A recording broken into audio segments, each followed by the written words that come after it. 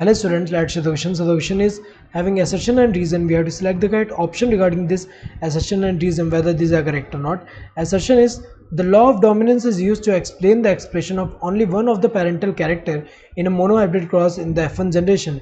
ये सही दिया हुआ है क्योंकि अगर हम देखें यहाँ पे जैसे मोनोहाइब्रिड क्रॉस में अगर हम प्लांट हाइट जो है इस कैरेक्टर को कंसिडर करें तो यहाँ पे जो है पेरेंट जो होंगे, पेरेंट एक कौन सा है टॉल, दूसरा क्या है डॉर्फ, तो ये क्या है ये ट्रू ब्रीड वाले हैं तो यहाँ पे कैपिटल टी होगा एंड यहाँ पे स्मॉल टी होगा।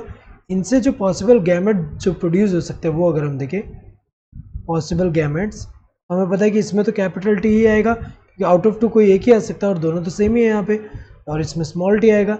इन दोनों का जब फ्यूज़न होगा तो यहाँ पे F1 जनरेशन जो है इसमें कैपिटल टी स्मॉल टी आ रहा है और यहाँ पे जो है डोमिनेंट ट्रेट शो हो रहा है जो कि कौन सा है टॉल वाला। तो यहाँ पे अगर हम देखें तो ये वो जो है लॉ ऑफ डोमिनेंस जो है ये एक्सप्लेन करे किसको, यहाँ पे one of the parental character tallness की ये डोमिनेंट है और डोमिनेंट है तो यहाँ पे हेटेरोजाइगस कंडीशन जब होता है जब दो डिफरेंट एलील होंगे तो इसमें एक जो है डोमिनेंट वाला होगा वो एक्सप्रेस करेगा और दूसरे वाले का एक्सप्रेशन मास्क हो जा रहा है यहाँ पे।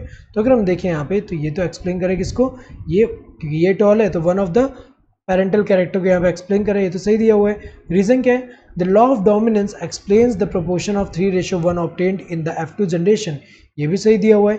यहाँ पे जब F1 प्रोजेनी जो है इसका जब यहाँ पे सेल्फ हाइब्रिडाइजेशन कर रहे हैं यहाँ पे तो इससे जो आ रहा है वो कौन सा आएगा, इससे या तो यहाँ पे अगर हम देखें तो या तो कैपिटल टी आएगा या तो स्मॉल टी आएगा गैमेट में, इसमें भी अगर हम देखें या तो कैपिटल टी आएगा या तो स्मॉल टी आएगा।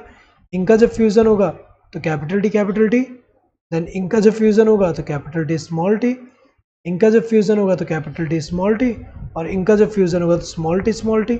इनमें अगर हम देखें इन तीनों में एटलीस्ट एक कैपिटल टी तो आई जिसकी वजह से ये सारे के सारे क्या होंगे टॉल होंगे और ये वाला क्या होगा डॉर्फ होगा। तो अगर हम देखें यहाँ F2 जनरेशन में फिनोटाइपिक रेशियो अगर हम देखें 3:1 देखने को मिल रहा है तो 3:1 जो है क्या एक्सप्लेन कर रहा है कि ये जो रिसेसिव वाला जो है यहाँ पे ये F1 जनरेशन में प्रेजेंट था बट ये यहाँ पे ये जो डोमिनेंट वाले प्रेजेंट होने की वजह से इसका एक्सप्रेशन नहीं हो पाया जो कि F2 जनरेशन में एक्सप्रेस हो पा रहा है। तो 3:1 जो है ये लॉ ऑफ डोमिनेंस जो है क्या एक्सप्लेन कर रहा है 3:1 प्रोपोर्शन कैसे है यहाँ पे।